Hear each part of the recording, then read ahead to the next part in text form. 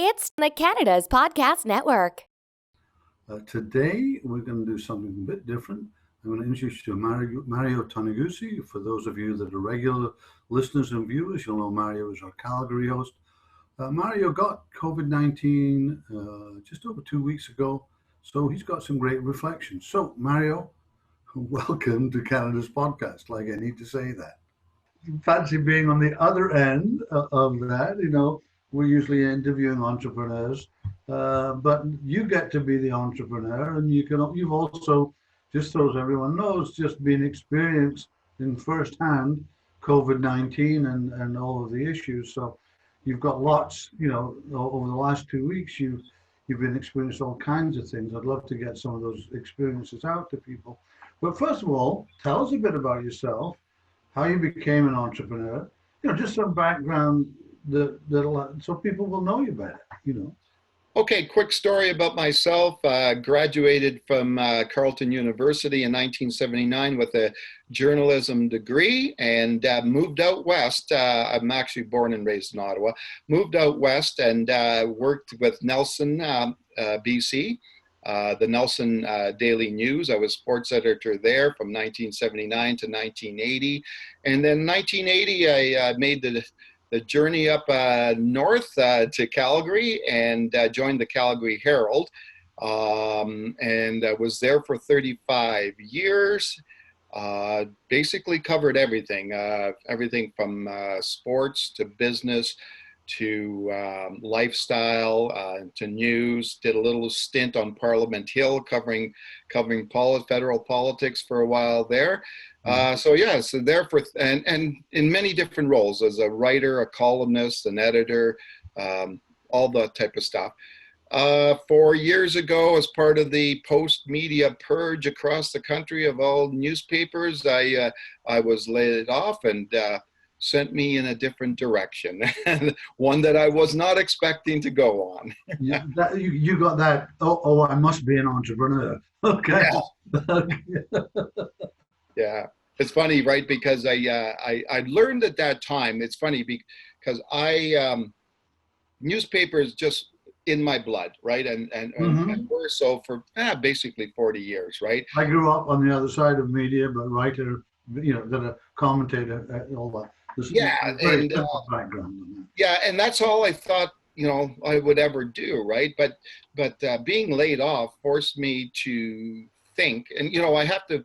The one good thing that happened out of that is, my company, the Herald, at that time gave me this transitional period, right, where I had access to different resources. And I remember going through a couple of sessions with an HR type person who made me focus on what skills I had.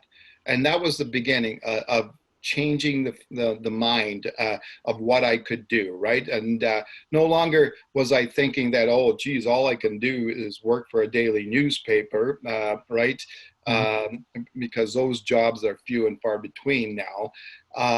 But it opened my eyes to focus on what are my skills, what are the resources I have, how can I use those skills in different ways? And we were talking just before this about the podcast featuring, how entrepreneurs are responding to COVID-19. You had some really interesting perceptions on, 4 years ago and today kind of thing. And that sort of, maybe there were some similarities. Maybe you can go through that. Yeah, I was kind of reflecting on that in the last couple of days about my personal experience and journey and what I learned and what businesses today can learn. So, to use an often quoted cliche, I guess now it's everybody is quote unquote pivoting.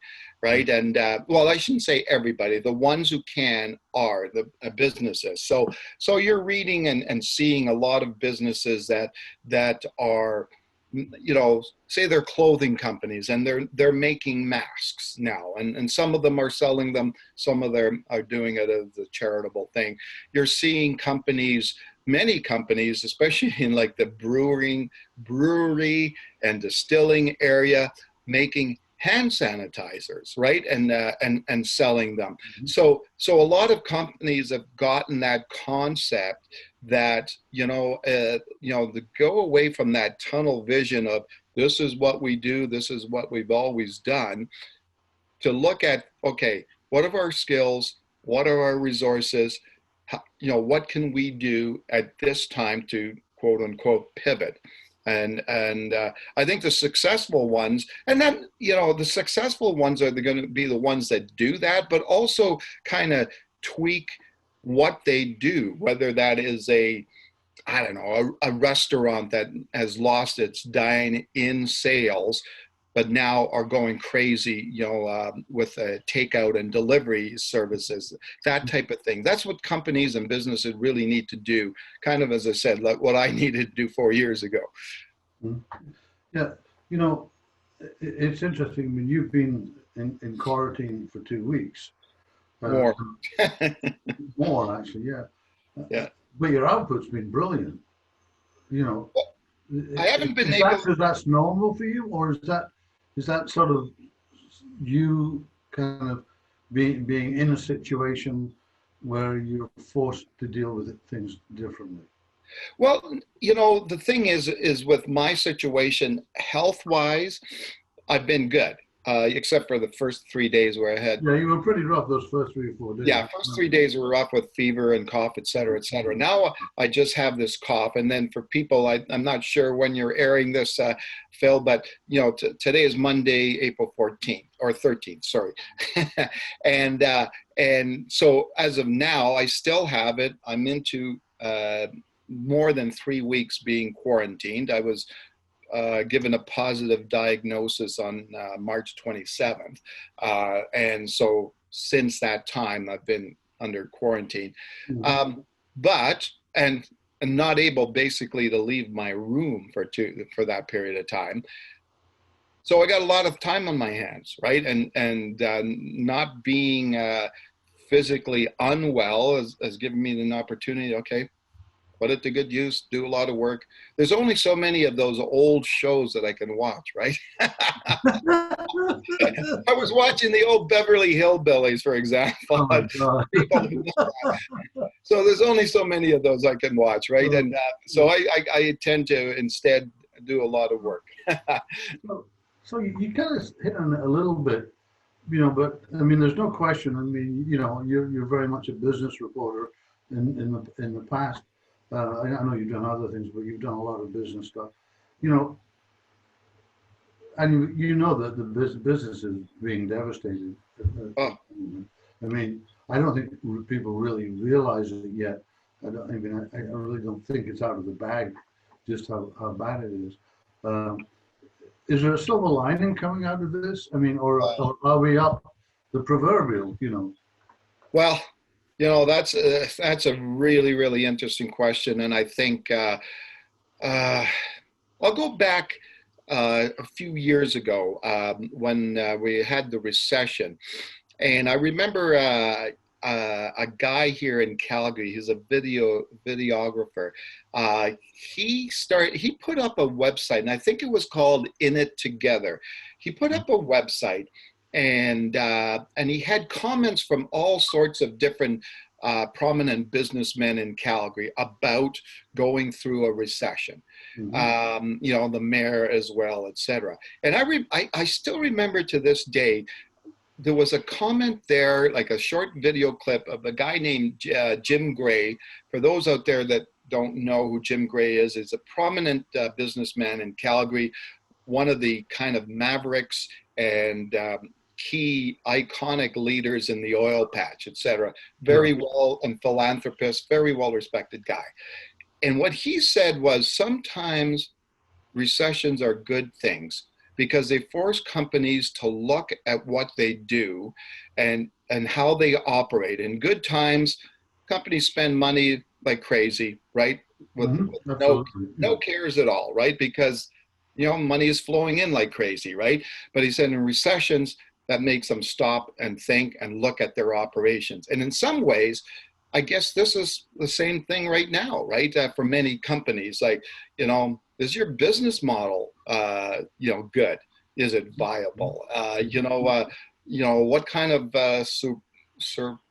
okay, I'm not even going to pronounce that word, but extra costs are there out there, right? That you really don't need to do. Yeah, granted, you know what? It's going to be devastating, and I don't think people have a handle, mentally, of how bad this is going to be for a lot of businesses. You see it coming out here and there, closure, permanently closed, et cetera, et cetera. But the longer this goes, all those small mom and pop shops, et cetera, they just can't afford. They don't have the cash flow to continue on, and they don't have the liquidity to continue on, right? And they're just going to say, so long. What about all the the things that the government, feds, and provincial? I mean, are they going to help, you think?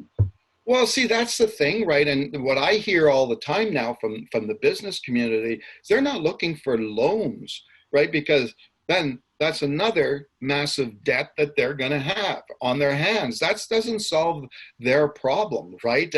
Yeah, maybe it'll keep them afloat initially, but there just needs to be other things looked at. Well, from their perspective, in terms of taxes and all that stuff, right? You've been chatting to BDC for Canada's podcast, CFIB, and from those conversations, is there any kind of sort of perspectives you can pull from them and pass through? Well, I think a lot of it, as I said, like CFIB has been one of these organizations that have been very vocal and strong out there, and they're talking about this whole issue about a loan as opposed to something else, whether it's, I don't know, a grant, I don't know, or some mitigating, property taxes, and some stuff like that, and rents and stuff, right? But again, they all say the same thing. Anybody you talk to, it's the cash flow.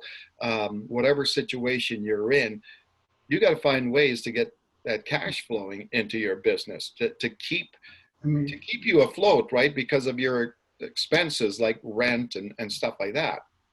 I think the biggest problem I see, and it's not the first time, it's the fact is that if you attack wage earners, employed people, and help them with salaries and EI, you're not really doing much for the people that own their own businesses, aren't in that position, and therefore get no benefit from that, basically, at all. I mean, there seems to be little or nothing that, first of all, the $40,000 loan, I don't know anyone that's been able to apply for it yet. It's not, we're waiting to do that on TD, and it's just not there. We can't do it yet. Yeah. So those kind of things are, I don't mean to bitch, but you hit these crises, and nobody plans for these kind of things. Maybe that's what sort of we get coming out of it, that there is a pandemic process. The last one was, I guess, 1919 with the Spanish flu. That was a long time ago, but we don't seem to have learned very much in a century in terms of preparation for pandemics. Well, I guess there'd be a lot of lessons learned for those businesses that stay afloat and reopen when this is all said and done. Mm-hmm. I guess there'll be some lessons here about how to prepare for the future, right? In terms of, what if we have another case like this happening, or something similar, whether it's a deep recession or whatever. Mm-hmm. You have to look at your business model and your costs and your liquidity, all that type of stuff, with the eye of looking forward and preparing for the worst, right? I don't think anybody ever does, even in personal lives. I don't think people do, right? I think you may be the best I'm sorry, I don't mean to embarrass you or anything, Okay. but you may be the best example in terms of working out of COVID-19, which is just to keep on working, Yeah. to keep on doing shit, and to keep on doing stuff, to be creative, to do it maybe like you weren't doing it before, because I know you've been doing that. Yeah. And I think, it's great. Today you're so much better than you were a week or two ago. You've no idea how much better you are. I You, know I'm not you coughing as haven't done this yeah, I'm once. not doing this like No, no. every 2 seconds. Right? And so I think you have worked your way through it, and maybe that's the silver lining out of it. We have to be like you, even though we fortunately don't all have it. We've got to work our way. It's still affecting us all, and we've just got to put our head down, work hard, work creatively, Yeah. and make it out on the other side. I mean, it sounds You easy. know, It's you extremely know hard. what, Phil, I talk to a lot of businesses too. And I said to a couple of them recently, I said, this is not the time to turtle, right? To go in your shell and like, even if your business is closed, right? When things start and reopen, et cetera, is your business going, like, how is your business going to reopen in this environment, right? If you have been shut down for X number of months, nobody knows what's happening with your business. Nobody knows what you're doing, et cetera. So this is what I'm saying to people. This is not time to turtle. This is a time to tell people that, hey, we're still there. Hey, we're doing maybe something different, or we're responding in this way. Say you're a food establishment. You respond, you know what? Yeah, you can't come in and dine in, but guess what? We've upped what we can do in terms of delivery and takeout and all this stuff.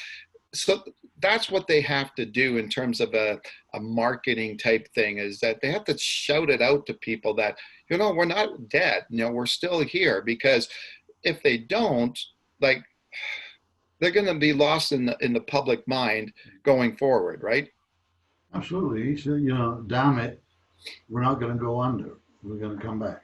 Yeah, exactly. And And also giving that positive message to people that, you know what, we're here. We're going to ride this out, and we're going to come out of it, and we're going to go strong going forward, right? Okay. I think that's about it, Mario. I don't want to kind of prolong the thing, but it's great. You've been to me an example of how to deal with the issue. I mean, being in the same room for 2 weeks must be kind of scary. But that's I don't know. It's kind of nuts. I don't know if I could handle say to that. people, it's almost like I've been on a spiritual retreat on my own, but in my own house type thing. I don't know. All right, and thank you. We've all learned from you. Your fellow hosts have learned from you, and I think I had my first, party with you, but Yeah. we all got together. But that's great. Thanks for passing on some of your thoughts, and everyone. Thanks for listening to Canada's podcast. Hope we gave you some ideas on how to make it out on the other side. Thanks, Phil.